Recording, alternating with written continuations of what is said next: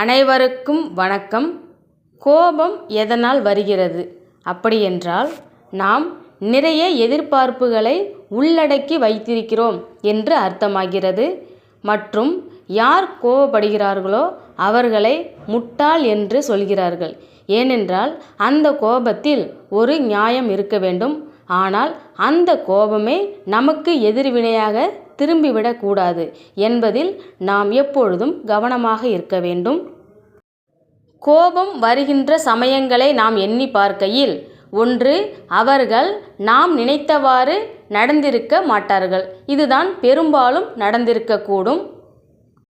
இருந்தாலும் நாம் அவர்கள் நிலையில் இருந்து நாம் யோசிக்க வேண்டும். அதாவது அவர்கள் சிந்தனையில் இருந்து நாம் சிந்திக்க வேண்டும். அப்பொழுது ஓரளவுக்கு ஏன் கோபப்படுகிறோம், இல்லை என்றால் ஏன் நாம் கோபப்படும்படி அவர்கள் நடந்து கொள்கிறார்கள் என்பதில் நமக்கு தெளிவு கிடைக்கும். மேலும் நாம் கோபப்படும் பொழுது நாம் இப்பொழுது கோபப்பட்டு கொண்டு இருக்கின்றோம் என்ற சிந்தனையில் இருக்க வேண்டும். அப்பொழுதுதான் நாம் கோபிக்கும் பொழுது நம்மிடமிருந்து வரும் வார்த்தைகள் தெளிவாகவும் ஒழுங்காகவும் மற்றவர்களை காயப்படுத்தாத வகையில் இருக்கும்.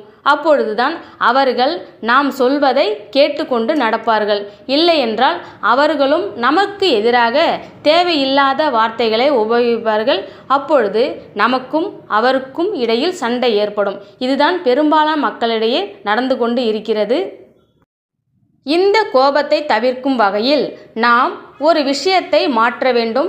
இல்லையென்றால் நாம் ஒருவரை சரியான வழியில் வழி நடத்த வேண்டும் என்றால் நாம் எப்பொழுதும் நாம் சொல்வதை நம்முடைய புருவ மத்தியில் இருந்து சொல்லும் பொழுது நம்முடைய மனமானது வேறு எங்கும் செல்லாமல் அவர்களுக்கு என்ன தேவையோ அப்படிங்கிறத நம்முடைய மனமே குருவாக மாறி அவர்களுக்கு தெரிவிக்கும். அப்பொழுது அவர்கள் சரியான வழியில் செல்வார்கள். இதுவே கோபத்தை கட்டுப்படுத்துவதற்கு உள்ள வழியாகும். அனைவருக்கும் நன்றி, வணக்கம்.